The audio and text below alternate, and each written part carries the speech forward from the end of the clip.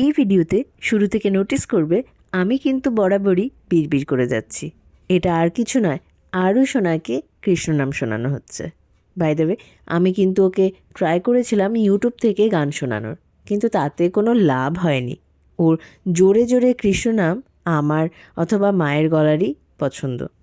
By the way, আজকে আমার ভাইয়ের আশীর্বাদ পর্ব ছিল।